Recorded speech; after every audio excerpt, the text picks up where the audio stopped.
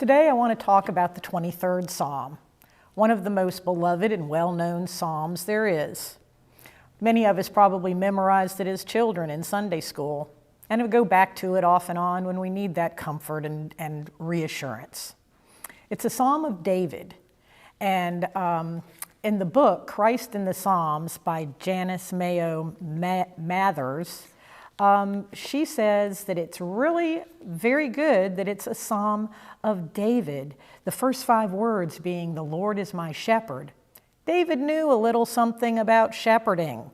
He'd done it as a boy. He knew what sheep were like.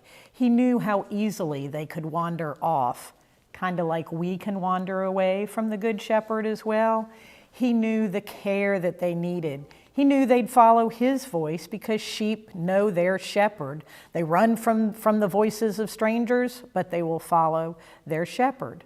He knew that they needed rest. He knew they needed still waters to drink from, that they were too scared of like the running water, because if a sheep falls into running water, there is no hope. That the wool is like a sponge and it's all over. So David knew whereof he was speaking. I'm going to read this in bits and pieces and kind of go back and talk about it. But I'm going to read the first 3 verses. "The Lord is my shepherd, I shall not want. He makes me lie down in green pastures. He leads me beside still waters. He restores my soul. He leads me in paths of righteousness for his name's sake." And I just love the pastoral imagery of that. I grew up in the country in the Shenandoah Valley, and I used to like to go out in those green pastures and lay down in the summer. I used to like to go by the creeks and streams, and their babbling brook is great, but it's also so nice when you get to that still pool and just the peace that comes, and to know that we are being led in paths of righteousness for his name's sake. So we're not just led in paths of righteousness, we're doing it for him, and we need to share that good news. And I know that lots of times that resting in green pastures, we need rest. We need to be reminded to rest. Even in these days when we might not be as busy as we were, when we could be out doing more, volunteering or whatever, sometimes our minds just race, and we need rest from that. We need to take that time and rest. And that still water, it's like a refreshment. And that's what Jesus gives us, the refreshment. Now I'm going to go on and read the fourth verse. "Even though I walk through the valley of the shadow of death, I fear no evil, for thou art with me. Thy rod and thy staff, they comfort me." Now, shepherds used rods and staff to control and protect their sheep. They could reach out with it to kind of bring a sheep back in if it starts wandering off, could use it to protect them from bears, wolves, or whatever enemies they had. And I really like that even though we're walking through that scary valley, we have God, we have Jesus with us to protect us. Also wanted to point out that the first 3 verses are talking about the Lord in third person. He's my shepherd, but I'm talking about he leads me, he makes me, this sort of thing. When we get to the 4th verse, though, we're talking about him in the second person. "Even though I walk through the valley of the shadow of death, for thou art with me, you are with me."